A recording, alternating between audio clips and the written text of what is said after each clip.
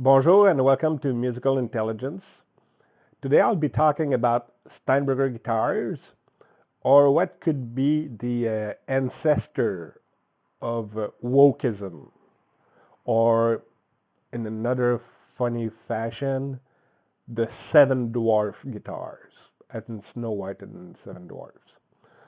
So I'll concentrate myself not on the history of Steinberger, it's well documented and you can easily research it, but on the models, the hardware, the main differences between each models and each piece of hardware, and also what to be careful, what to worry about when you have one, when you're going to acquire one, or when you're going to sell one. Because some of the pieces, some of the parts on those guitars can be really sturdy and some are pretty fragile. So to begin with, you can see on the main screen my three Steinbergers. I've had a lot more than that.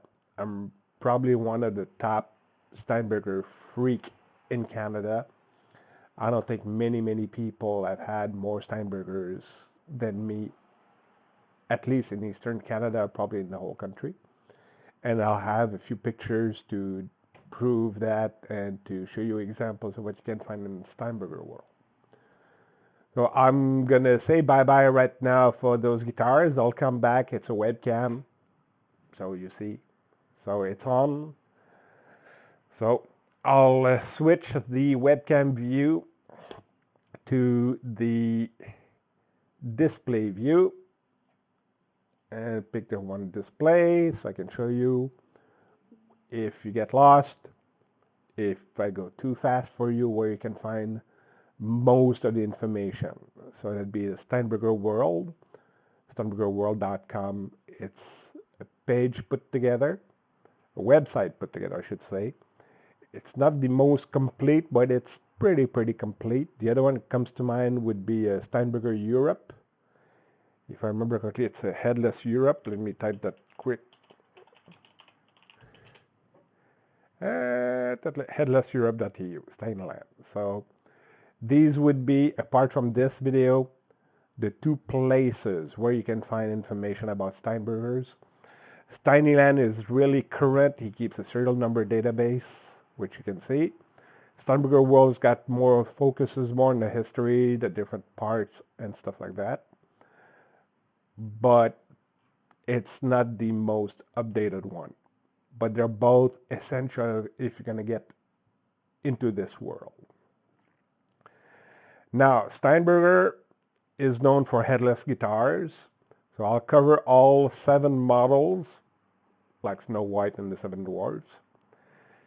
And a few exceptions you can find for each and every one of these models.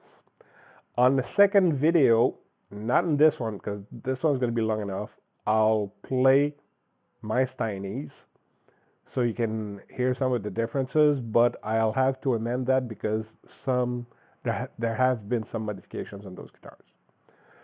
So on to stock instruments, what you can find, what is supposed to be there, what's not supposed to be there. So if I go into instruments, okay, the L series is the paddle that everybody's associated with. It's one piece.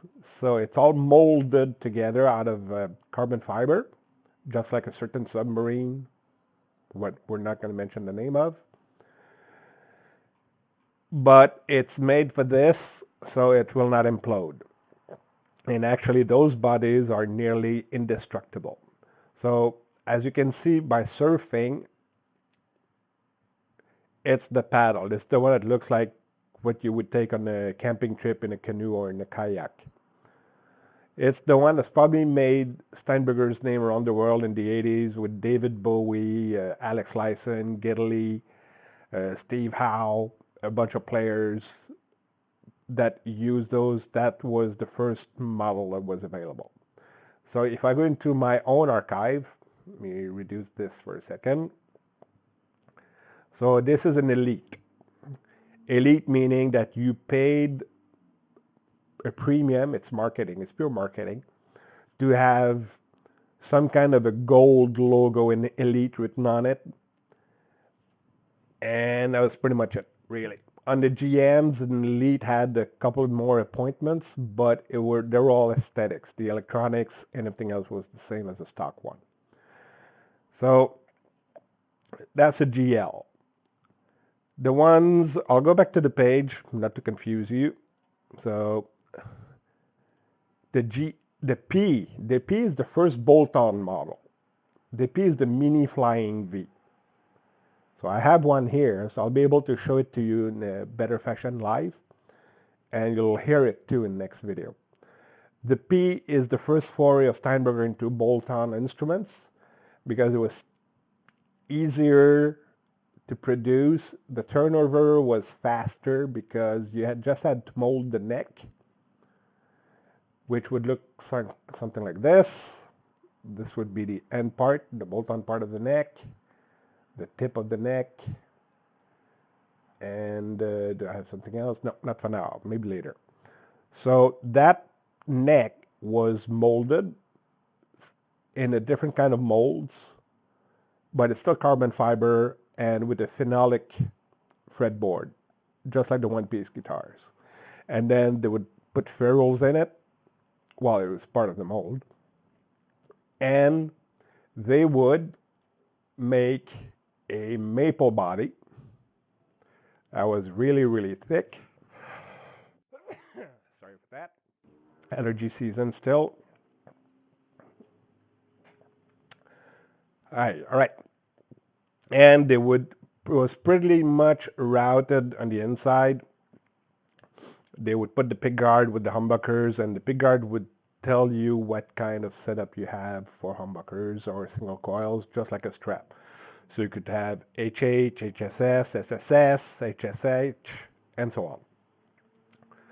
So that's the GP, the first foray into bolt-on. Then Mr. Mike Rutherford from Genesis, guitar player from UK, liked the bolt-on idea, didn't like the shape of the L or the P series, wanted something that looked more like a Strat. So Ned Steinberger decided to go with his help. And I think Spectre Bass is at the hand in that as well. They made the GM, which is the one that became the synonymous with the Steinberger look. It's the one that's got the double cutaway just like a Strat. It's a bolt-on neck just like a GP, so Steinberger didn't have to adapt anything. It was just made.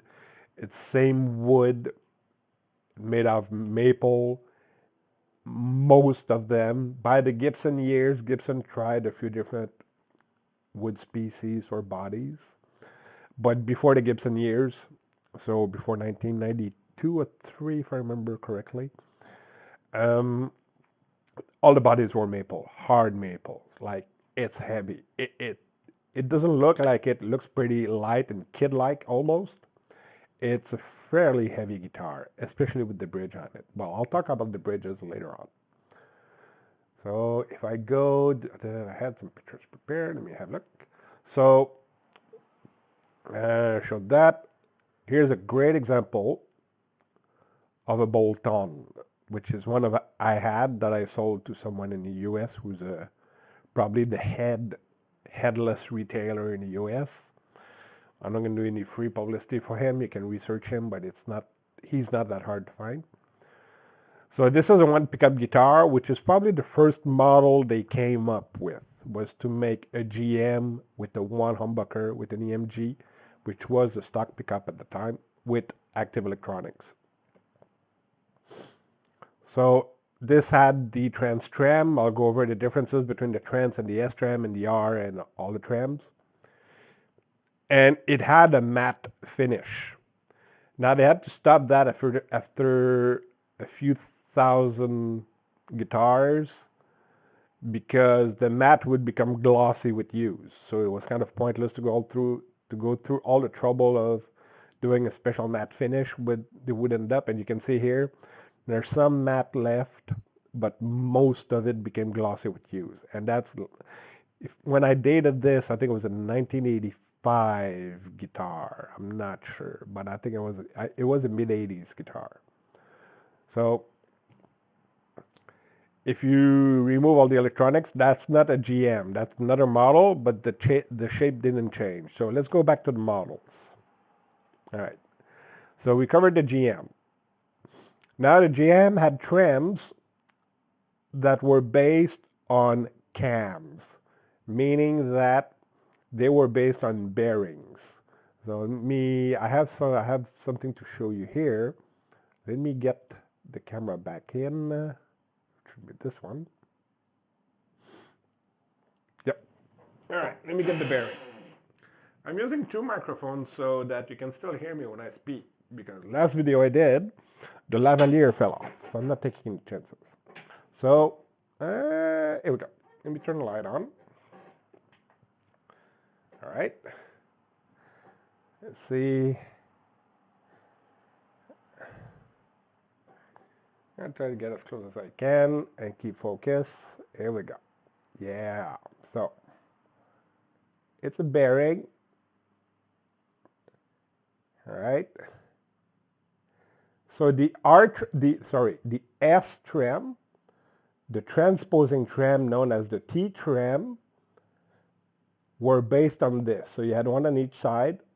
It would pin to the metal housing of the trem, and then with a little bit of oil every once in a while, it would work. It would return flawlessly to pitch. It was pretty much frictionless. Okay. And they're fairly cheap to replace. They're not much more expensive than a set of springs on a Strat. A little bit more, but I mean, you don't do that every year, maybe every 10 years or so. All right, so that's the bearings. Let's go back to display. Now, so the S trem, the T trem came with bearings. Now, the next model, which has got the same body shape, I'll cover the K afterwards. The R series. So the R series is trying to cut costs on bridge manufacturing. So instead of doing the cam-based bridge with bearings, they're going to do a knife edge like a Floyd Rose or a Strat or a Wilkinson bridge. So the concept is that there's two studs into the wood of the body, and I have one, I'll show it on the camera. And then there's a knife edge that leans against it or that is supported by those, and it works exactly like a Floyd, except you don't need a locking nut. And I have to say that right now, there are no nuts on these guitars. It's a 0 fret and then the headpiece. So that eliminates a lot of logistics associated with having a nut. You don't have to put powder in, graphite powder in it. You don't have to change it. You don't have to file it. It's a 0 fret, so it's a fret. Just like Gretsch guitars from the 70s. So the GR is a knife edge. So let me go back to the webcam, which would be this one. All right, so I'm going to lean out a little bit. Grab this one here. All right, so hopefully I'll be able to pull this off. Okay, let's do it. Yeah. Okay, here. So you see the stud right on the top part of the bridge? So there's no cam, so this is where the edge is going to support it. The rest of it looks eerily similar to an Trem and Trem. This is an aftermarket one. It used to be made by J Custom, who was associated with Kiesel guitars after a while. And fun fact, you can put the trem arm either side if you want to. There's two holes. So again, try to do it better. There we go. So a little stud by the set screw supports the knife edge. Right. Well, let me put that back there. All right. So that's the R. The R was made of maple as well, but during the Gibson era, they switched to mahogany and did some exploration with other type of woods, but most likely it's going to be maple with a few examples of mahogany and other exotic wood. And towards the end, since Gibson didn't have access to the molds anymore with Steinberger, because those molds had a life and they would be useless after a certain number of necks or uh, one-piece guitar produced. So they decided to subcontract the production of the necks to MS Bland with sometimes the same bolt pattern, but in later years they went from 5 bolts to 4 bolts. All right. So that covers the R's, the M, the P's, and the L's. Let me go back to display again. This one. All right, so we covered that. Oh, well, hold on. Yeah, I'm in display. Let me show you that guitar I just showed you, the way it looks on the inside. Okay. That's a body I acquired here locally. So it's the original routing, HSS. And the routing on these is a little bit different than the M, GP, and GLs. So you cannot fit an R trem on a guitar that used to have an S trem or a T trem, and the other way either. The pocket is a little deeper on these. You need to make a shim. So some people make them. Most of the time people find a file online and they make their own and they'll shim another bridge on top of it. But other than that, same shape, same construction, most of the time same electronics. Although in music years they ditched the AMGs for Seymour Duncans or DiMarzios. Can't remember which one exactly.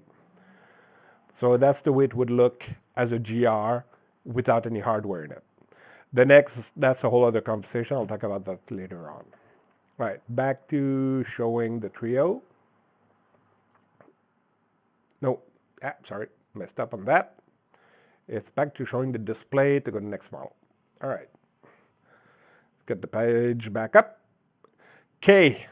All right, then we'll talk about the rosewood neck too, which is rosewood. K is a collaboration with Mr. Steve Klein, luthier from California. He had his own idea about ergonomic guitars, which wasn't offered by Steinberger at the time.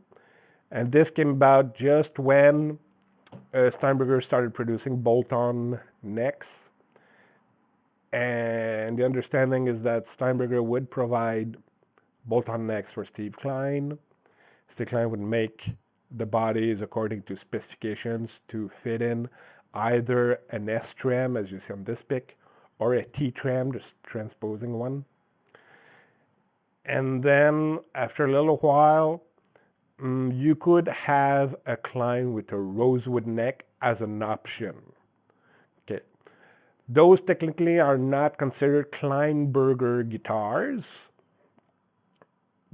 because they don't have the rosewood neck. The only thing left that's Steinberger on it is the bridge. So, and the serial numbering is going to be different. On a Steinberger neck, the serial numbers on the treble side here. Let me focus that a little bit. Okay, the serial number on the Steinberger would be here, right here. On the Klein, the serial number is on the plate. So you can't really date a Klein with a rosewood neck the same way you would a Kleinberger, meaning a Klein with a graphite neck. Now it says, through contacts at Gibson, I am not going to get into an argument with Mr. Yabukik because he knows he's the manager of the Steinberger Wolf Forum. So he probably knows more than I do about this. I was led to believe that that collaboration came about in the late 80s. So it's a matter of, when did all this happen? But what is for sure a Kleinberger is a Klein with the Steinberger neck. Now, let's go back to showing you an example of that. We saw that. Here you go. So, here's a Klein. That's mine. Used to be. Sold it. So, that was an original Kleinberger with the rosewood option. That one was made by Steve Klein and not his assistant that took over the business later on. So this one had the Trem. If I remember correctly, this was a basswood body at the time and a Brazilian rosewood neck. And Joe Barden pickups. This thing was insanely good. I mean, it was a flawless guitar, not cosmetically, but it played like butter. So, love that guitar. Too much guitar for me for my own little limited abilities as a guitar player. I am a saxophone player. I'm not a guitar player. I play guitar. I mess around with them. It's fun. It's cool. So I sold it to a guy in New York, if I remember correctly, a jazz musician who already had one. So he bought this one because he loves them as a backup. But that thing was amazing. And the other reason that made me sell that guitar is that I've got a Klein neck. I've got a rosewood neck on my mutt. And I'll delve into that a little later. So that's the Kleinberger.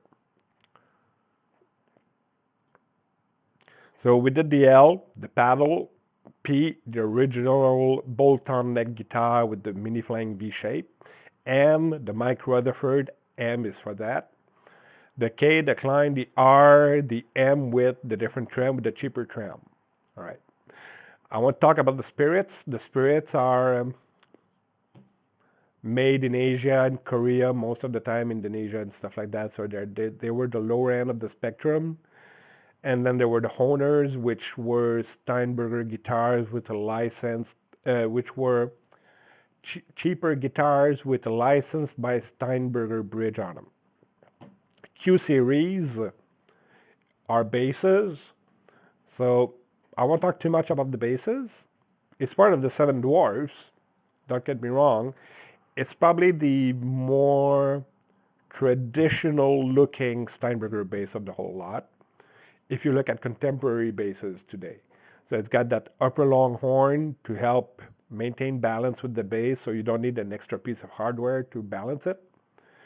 Some of them had the drop key, a drop switch on system for the E string, and it came different version, and it looked a lot like a Spectre. So that's why I'm saying it was really close to contemporary basses that you see in the 21st century. And the S series. The S series, the unicorn of Steinberger guitars. The only thing rarer than that would be a 12-string GM or 12-string GL.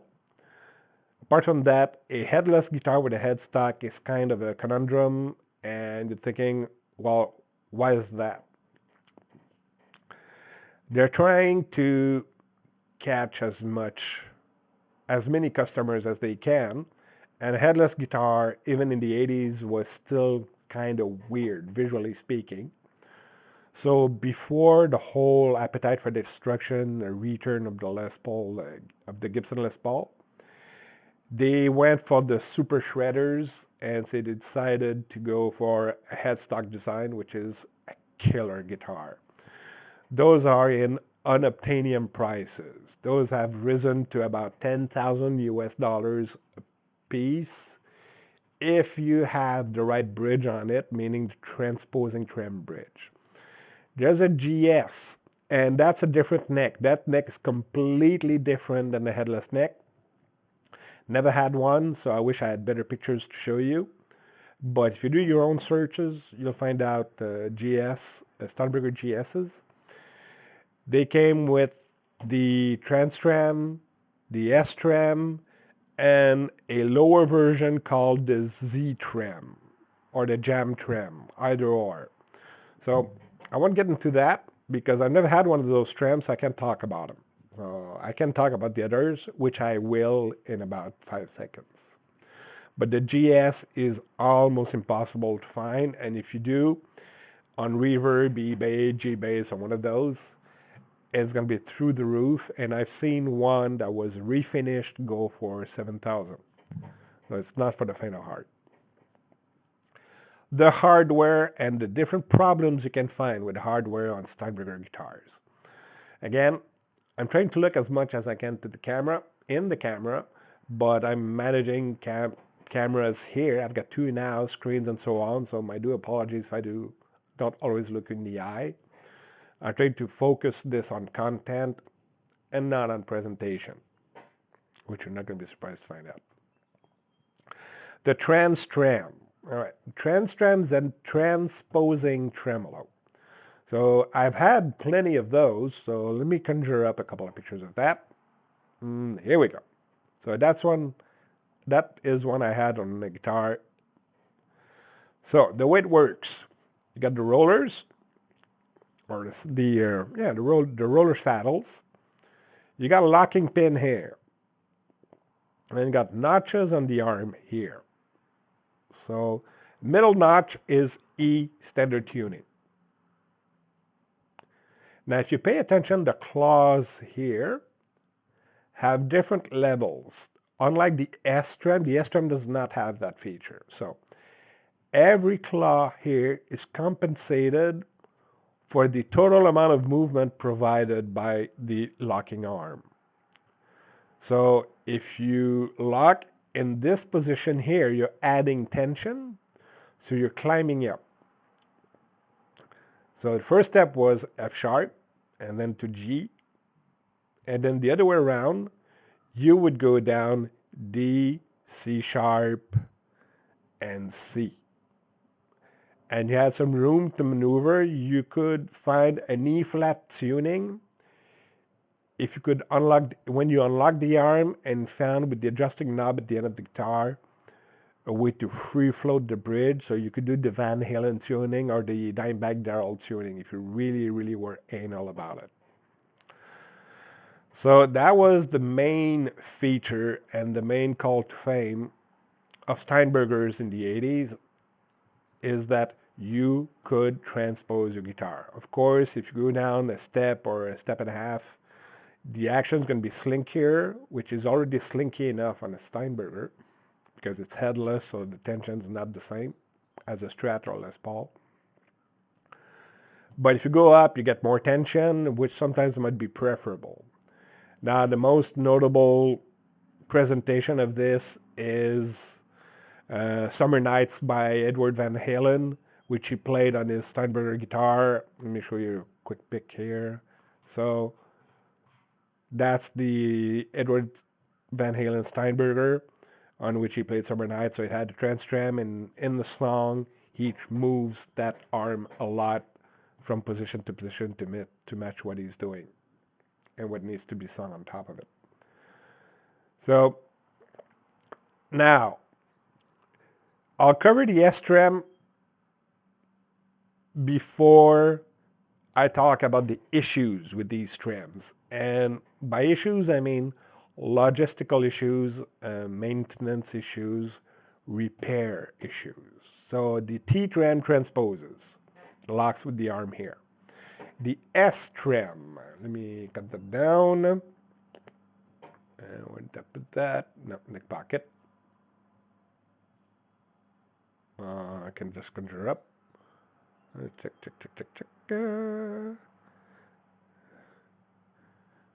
Okay, here's a T-trem taken apart. So you see the saddles, the trem arm. This is before I cleaned it, so it's kind of filthy on this picture. All right, S-trem, no, another T-trem. Here's a better T-trem, in good shape on the GL. T-trem again. I'll go on mine. Mine has an S-trem. That's my baby. So the S-trem doesn't have the locking arm here. Okay, it's got the same saddle, the same basic housing, takes the same pocket in the guitar. So you can swap an S-trem for a T-trem and so on. Not the R, not the Z or the jam trem. Only the S and the T have the same trem pocket on the bottom of the guitar. Now, what I'll do is I'll turn off the display and go to the camera and grab my baby that I have here. Second, there we go. So here's the baby.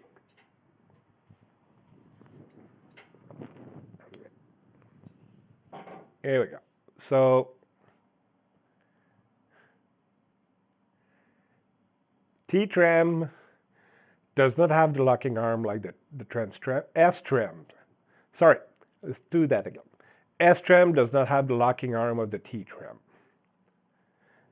S-Trem locks, if you break a string and you want to keep tuning, which is a great feature, S-Trem locks with that little lever. You see, I keep mine locked.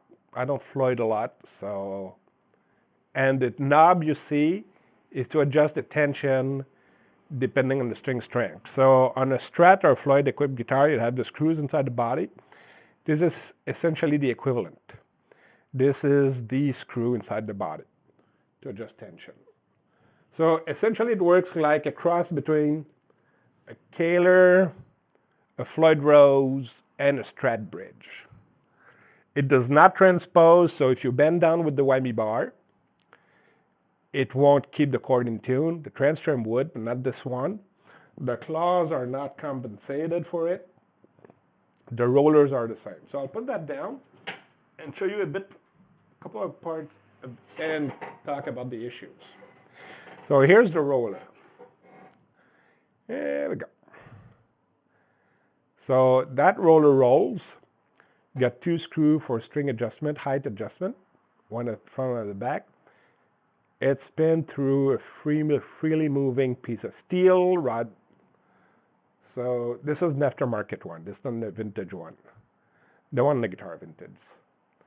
Let's see the two screws, pin, roller. So that works. It's great. The roller moves, so when you let the Trem go, it returns to pitch. There's no issues. You have to oil those once in a while. This is a stainless steel one. More the original vintage Steinbergers were brass rollers. I won't get into the debate which sounds better, brass or stainless. It's a moot point.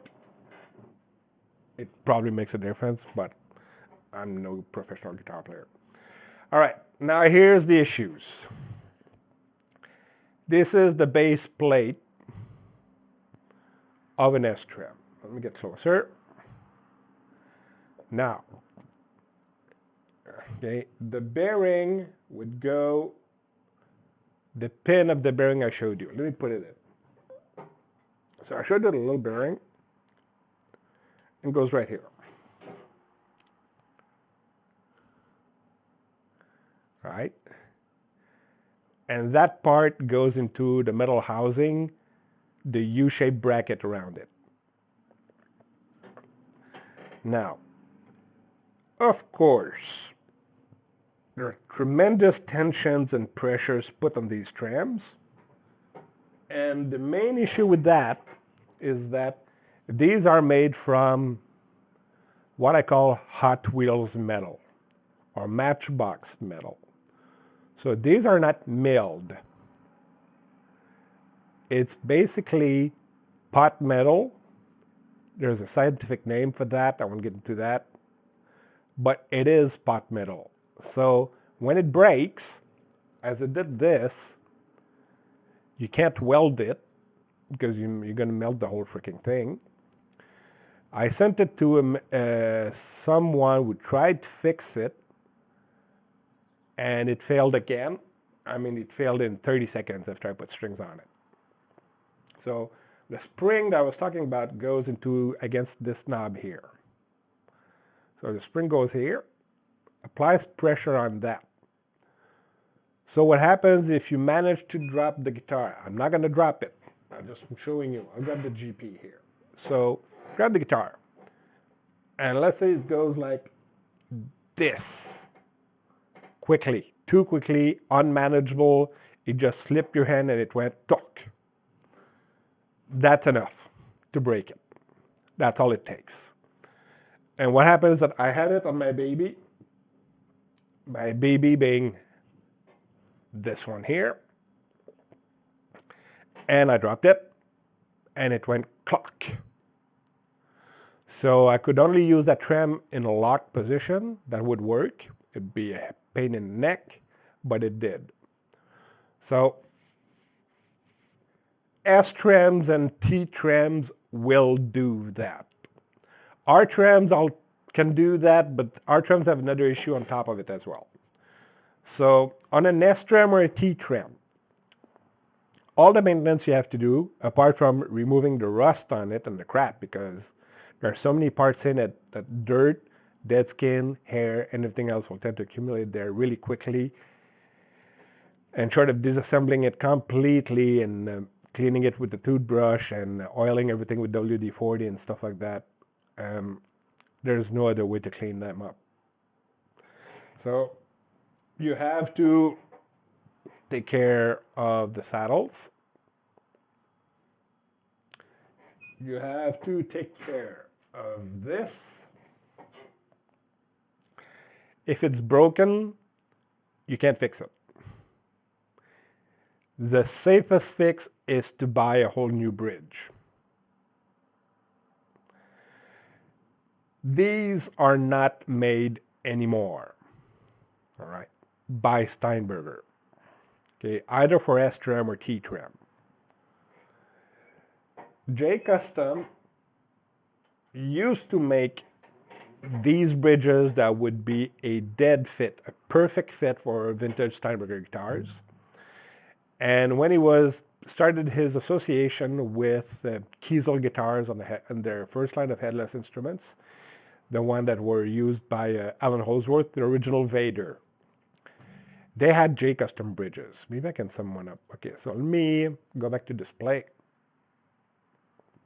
Okay, so if I go, open a tab, Vader J Custom. All right, guitar. Big fan of B7. Okay, let's go images. Okay. Go vintage Vader guitar. I'll just type J Custom bridge. All right. Okay. So that's a hardtail. That was a fit for some R trem guitars, but you needed a shim. That was a fit for ST trem guitars, but it's a hardtail. But we're talking about the floating bridge. That's the R version. All right, and so that'd be the R version that I have on my Mutt, my natural looking guitar. But he also, for a short while, made an S version that was available at Kiesel. Now Kiesel went on to Hipshot.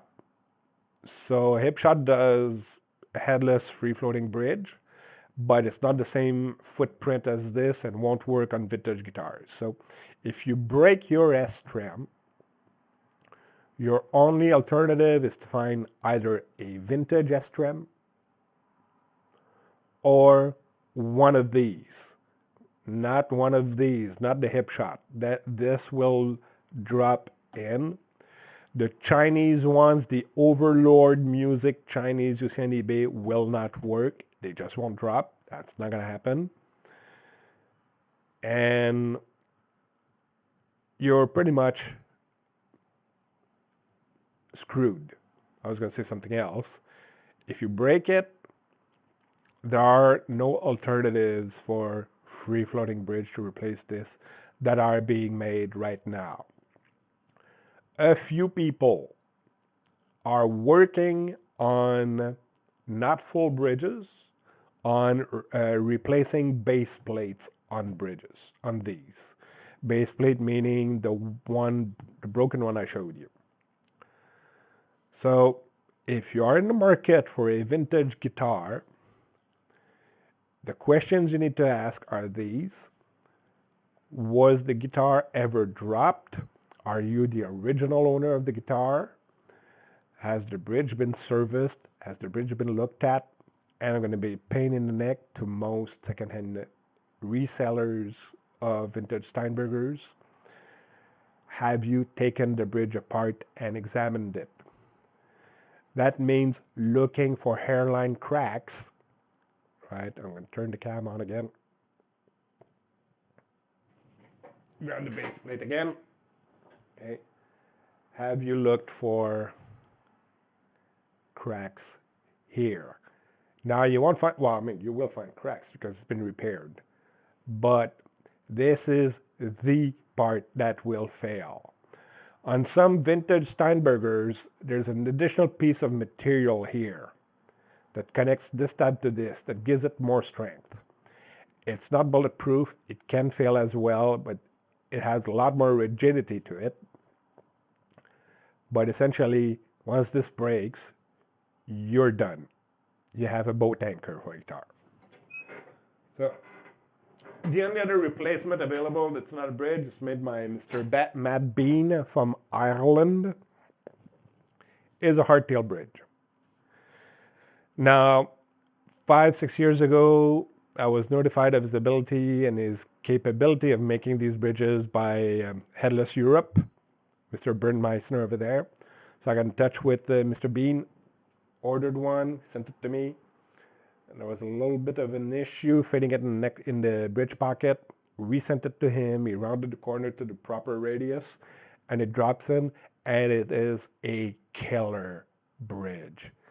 This is a drop-in replacement for S Trem and T Trems, but it's not a floating bridge. It converts your guitar to hardtail and makes your Strat sound like a tele sound. So meaning that a GM with a floating bridge sounds very close to a Strat, more than a Les Paul. And this will make it sound more like a really bright Les Paul or a Telecasters.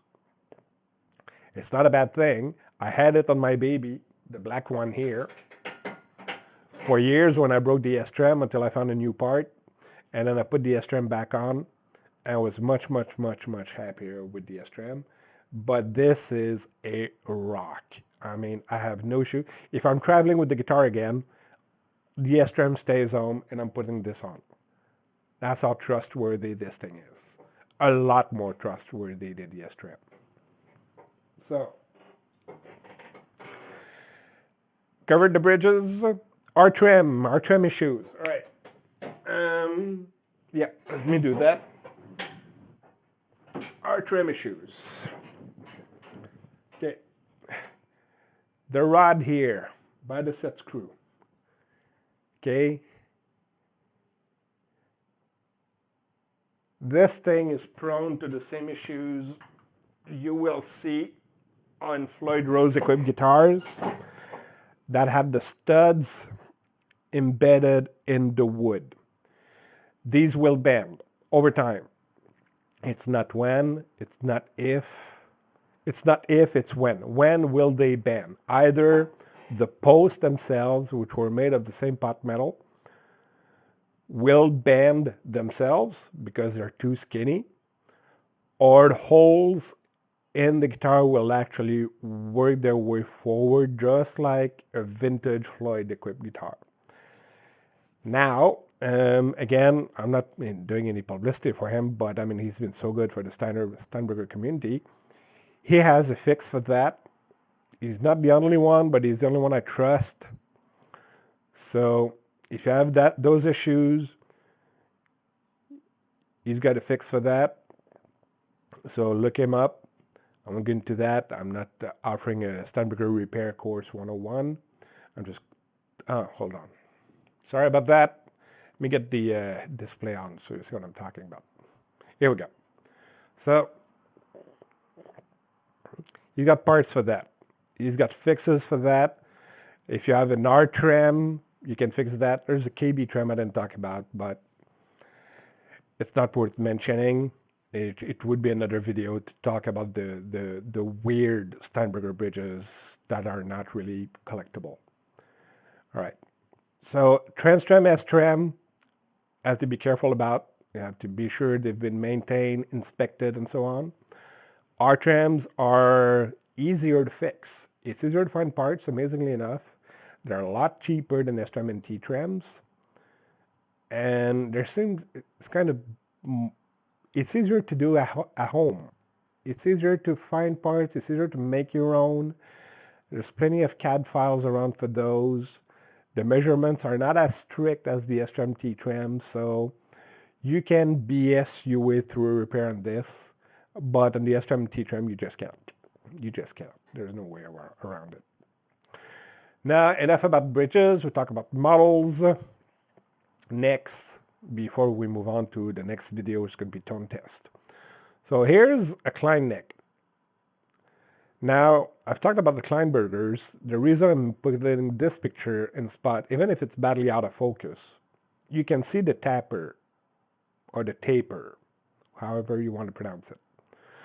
So they're not square. So that means that the Steinberger pocket that will receive this neck has that same trapezoidal shape in it to match that. So it's just like a Strat neck. Strat would be perfectly square or rectangular for that matter. But the walls on the pockets of the Steinberger have that angle to them. And if I grab a graphite neck, the angle is not going to be the same, the angle of view from the picture, but you can determine the angle here. You can see that that part here is a lot wider than this part here. So, and the body will fit that accordingly, all right? Let me remove that. See, no, that we've covered that. I'm on the next. I'm trying to find if I have other pictures. Ah, yes. All right. Same thing for the inserts. These will not take wood screws. These will take machine screws because it's got brass inserts in the wood in the case of this Klein neck, or in the carbon fiber for the original Steinberger neck. But it's the same thing. That 5-bolt pattern's a dead giveaway. If you see a 4-bolt pattern, it's either a ripoff or a much later Steinberger issue with the Moses neck.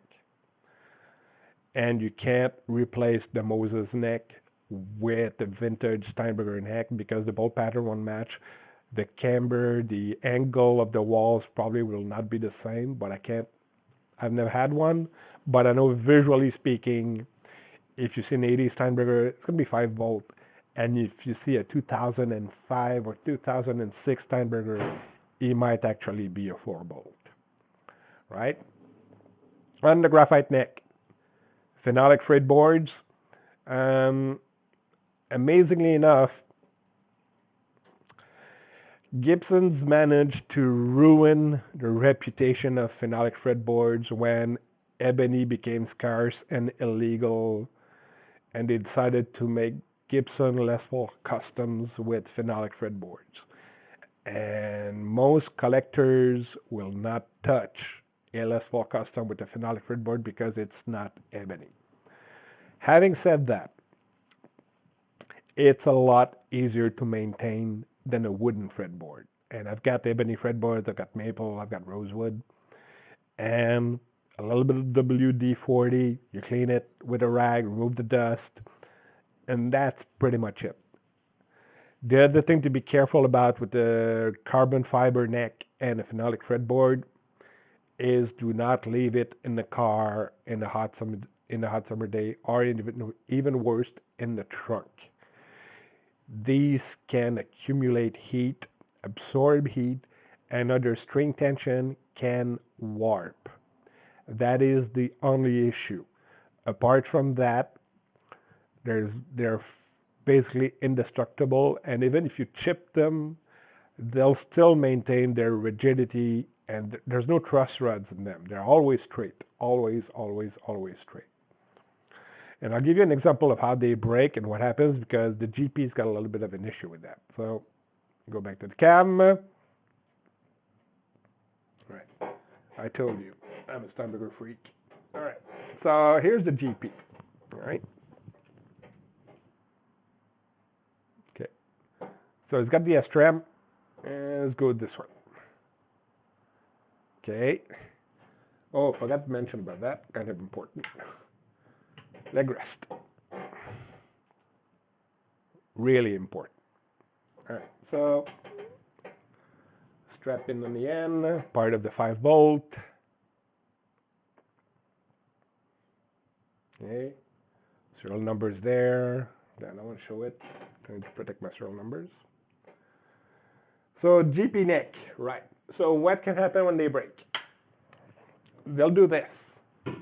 Whoops. It's kind of leprosy, meaning that the finished part, the glossy part, will scale off. The fiber underneath is intact. So the quick fix to that, I haven't fixed it. I've had that for years. I just never bothered fixing it because it's not really bothering me. But if I had to resell it, I'd have to fix it. Otherwise, I'd pay for it out of my own pockets. So the quick fix is to go to the hardware store, grab some epoxy, some black paint, and fill the void, polish, buff, sand, and so on. The Steinberger approved fix is to grab what they call marine-based gel coat. So the stuff you would use to repair the hull on a yacht, a boat, or anything that you take for fishing. So supposedly it's a better material, it's more forgiving, it's easier to work with than epoxy, and you can have colors already built into it. So you can have it dyed for different colors. Now the thing is, I've never worked with that, so before I fix this neck, I'd have to do a test run with it to find out how it works, how it dries up, how to polish it, so I wouldn't mess up the neck. But the approved DIY fashion of fixing those necks, those issues, is marine gel coat. But if you're planning on keeping the guitar and you use epoxy, it'll be fine. It'll be great, and you won't have an issue with it. It'll be stable. You might have a harder time matching the colors, but having said that, to each his own. If you decide to do the epoxy, do the epoxy. Before I stop this part of the video, I want to go over a few things. No, I'm going to turn the display on. So let's go here, display. All right. Okay, so we got the neck, we saw that. I'm going to show you a few examples of stuff I've had in the past that I've cleaned up or that could cause problems. All right. So here's a Trem. All right. Yes, there we go. Now we can see. Oh, let me move this a little bit so my face is not in the way. Here we go. Let's bump that up a little bit. All right. Okay. So that thing was never cleaned in 20 years when I got it. So I disassembled everything, made everything soak in WD-40, cleaned everything with a toothbrush. There was so much rust and so much gunk on it that when I cleaned it up, most of the saddles reverted to stainless. So I couldn't do a thing about it. Stainless or steel. I don't remember if it's stainless, but it's tempered steel. I know that. So anyway, they lost their black hue and they went back to metal, gray metal colors. Most of the top of the saddles came to the same fashion, but it's spot metal, so it's not the same kind of cool gray you have on milled metal. And you see the porosity, you see it's a different shade of gray, amazingly enough. But it worked.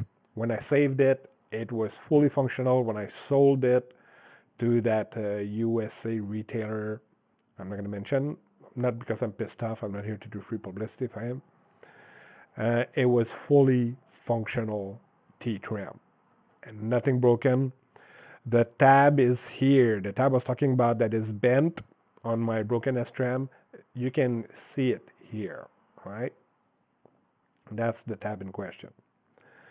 So that's when you don't maintain it, that's what can happen. It looks like that. It's a pain in the ass. There's like 50 different pieces in those things. It's a pain, but it's fairly easy user serviceable.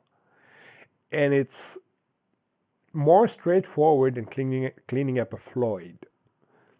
Meaning a Floyd, you have to assume that all the saddles have different height, so you have to make sure you don't mess that up, unless you have a version that have compensated metal shims. And this, there's no such thing. Apart from the claws on the T trim, the S trim does not have weird claws.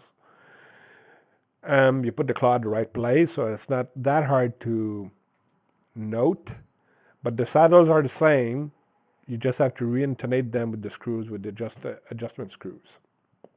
So next we've covered a few exceptions.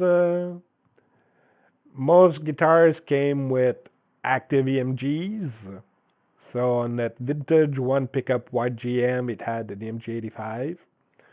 So if you want to see if it's a vintage EMG, you look at the color of the epoxy.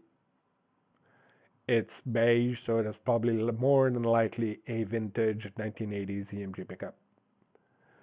A few notes, taking pictures of stuff. Okay, so on the brake, adjustment screw. You see the spring here? Spring catches onto this, which is the tab that will break eventually on an S trim or a T trim, which you cannot find. This part here, I'm going back to maintenance a little bit, which is the square T nut assembly. This is threaded. This is negatively threaded, meaning that the stud of the adjustment knob will go into this, just like a nut. Hence the name square T nut assembly. This eventually, because it's made of a different metal, originally speaking, than this part, than the shaft of the knob, this can strip. If this strips, you're pretty much the same position you were when you broke the tab here. You're effed up, but you can find that. I know Headless Europe has got some, or you can find CAD files to make your own if you have a friend who works with machining. So that's fairly straightforward to replace. It's not a big deal. You will find that. You might have to pay an arm and a leg, but it's not going to be hundreds of dollars, maybe 40, 50 bucks. The spring you can replace. You can find replacement springs for that. The bearings are industrial standard. You can replace the bearings for the rotation. The bearings would be here. That, as I covered, that base plate not repairable. You can do a thing about it. If it's gone, it's gone. And so that covers. That's one of the issue you have to deal with on T trims and S trims. Now, one of the two rarest bridges you can find, actually the three. Let me amend that. There's a T1 bridge, which is the first generation of the transposing bridge, which is all milled steel. You can't find it, so don't even bother looking for it. If you're curious, you'll find it. But it was basically a prototype for the first few hundred Steinbergers, and then they went to the pot metal because it was a lot cheaper to produce. You could just cast it and so on. The milled bridge is, unobtainium. There's the 12-string bridge, the track tuner, which is another bridge that is almost impossible to remanufacture today at a decent cost. And there's this one, which I've had two of. One that I still have, the other one I sold, which is the original bridge for Steinberger guitars. So in early 80s, you bought a Steinberger GL, that one-piece guitar. It looks like a paddle. That's not a Steinberger. Well, it's a Steinberger neck, but it's not a Steinberger. That's a 1980s luthier-made body. But that bridge is Steinberger. You can see it on the logo. So that is pure metal and milled metal. There's not a single drop where you can fit the head of a needle. There's no porosity. There's nothing. It's pure hardcore metal. You could reshape this and make it into a knife. Okay, it is so sturdy, so stable, so amazing that these cannot be found anymore. Anybody who grabs one of those keeps it. So if you try to find those, they are actually more expensive to find than the transposing tremolo bridge, which I've lost the picture, but I mean, they are impossible to find for a good reason. They are killer bridges. Now, the alternatives to that hardtail bridge would be, get the camera back out again so I can show it to you. Here we go. Now, the alternatives to this would be this by Mr. Matt Bean in Ireland, of which I have no issue, mentioning his name because he did killer work. He does killer work. He did me a huge favor. This first one I bought because of the back and forth and adjusting it to my guitar, which he's kept in the specs on, and he reproduces perfectly nowadays. So I got a good deal on it because if I was to order this one, it'd probably be $100 more for it than I paid at the time. But it is a drop-in replacement. It's a killer bridge. It's almost as good as the original Steinberger bridge. So while the webcam's up, I'll do a final close-up of these three here. Mostly the body. I'll show the rosewood neck on the mutt as well. And then the next video will be tone tests showing. I won't cover all three Steinbergers on the same video. I might, I'm not sure. I haven't made up my mind about it. So let me do a quick presentation of each, associating with all the information we've talked about. So got a GP. Here's what I'll do. Let me turn my face off. Here we go. All right, got the GP, flying V shape, passive. They should be passive. Normally GPs have passive EMGs. All right.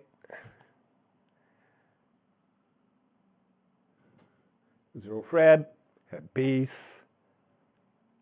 no truss rod. We talk about the flaw, 5-piece bolt-on, adjustment knob, locking lever, leg rest. All right, the baby. I want to talk about the pickups. I'll talk about the pickups when I play it, but they're not original, obviously. So S-Trem as well. Had T-Trems, can be dealt with it. Don't bother with them. Pain in the ass to calibrate. They work great, but it takes you 3 hours. It's worse than adjusting a Floyd. Reef end on the back.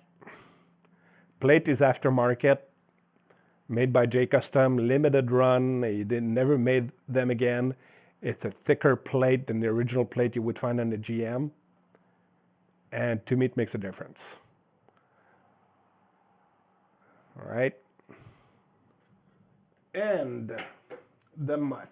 I showed the mutt earlier on. I'll concentrate on the neck this time. All right. The mutt. The mutt's got a rosewood neck. Hey man, whatever works. All right. So, story with the mutt is that I found the body that I showed you in the picture earlier on. And a member of the Steinberger World Forum offered this neck for sale. So, I decided to act on it. And as you can see, it's a killer. And the reason he offered it for sale, besides being strapped for money, is that this was a B-stock neck, meaning that there is a little patch here of rosewood. If you see the line right at the top, right here. So there's a little patch, goes from here to there. right there. But the rest of it's flawless.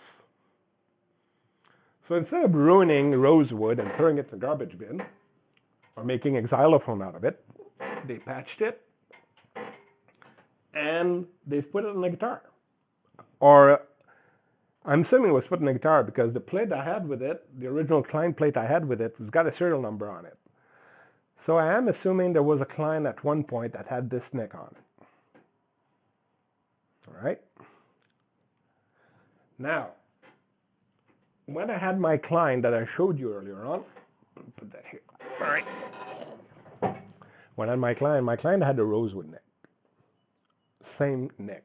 It's almost the same year as this one. So I went from the graphite neck to the rosewood neck, and immediately my GM Steinberger, that's a GR, but I tried it on my baby, the black one here first. So I removed the graphite neck on that, put the rosewood neck on that, drop dead fit, no question, the same angle that I talked about in the pictures. My GM Strat-shaped Steinberger sounded like a Klein. It had that quality to it, to its tone. Minus the Barden pickups, I had my own pickups in it, but it was so close to the Klein, it was unbelievable. So I had no reason, really, to keep in my possession this guitar, although ergonomically it's more comfortable than my own GM, which is pretty comfortable already, but that was a lot of money. So I decided to recuperate my investment to this, since I had the rosewood neck and I had, I don't know, 85, 90, 95% of the tone of the Klein in my guitar. So that's the reason why I have this mutt with a rosewood neck on it. That's the story behind the rosewood neck. The thing is that now it's probably worth the price of the Klein alone for this neck. And go here, right? And I decided to put back the graphite neck on the on my Black Beauty, and to create the mutt with the rosewood neck. All right. I'm trying to make it. Final thing on my Black Beauty. This is a Gibson era Black Beauty, and you'll see why I call it my Black Beauty. If you look at the binding, it's the same Gibson Les Paul Custom Black Beauty binding, right? So those were made after Gibson acquired Steinberger, and they wanted to upscale the value. So during Steinberger years, you had the GL Elite that I showed you in the beginning of the video. And then during the Gibson year, they tried to do the same thing. I can't remember if they called them the Elite, but they had a gold logo. They had bindings. Sometimes they had tops. I've seen rosewood tops on this with the binding, which is absolutely killer. They did the metallic colors, neon colors and stuff like that. So during the Gibson years, they messed around with wood species and finishes. And in 25 years of collecting, acquiring, and selling Steinbergers, I've seen 2, maybe 3 with bindings like that. Those are impossible to find. So that's one of the good things I would say that Gibson brought to Steinberger before they buried the brand in the ground, was to offer such beauties. But there's not that many of them, and they're actually rarer to find than a 12-string Steinberger or a GS, meaning the headless guitar with a headstock. So hopefully you found this really long video about Steinberger full of information. or if not, at least I hope you found it entertaining. And the next video will be listening to some of these guitars, if not all of these guitars, through my Peters amplifier. Thank you very much for watching Musical Intelligence, and see you on the next one.